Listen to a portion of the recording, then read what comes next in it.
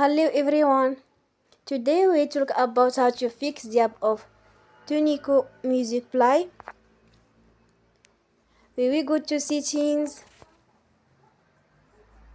Then we click on apps. After that we will search the app Tunecho Music Play and we click.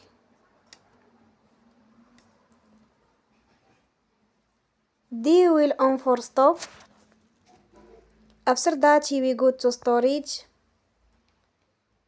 Then we click on clear cache.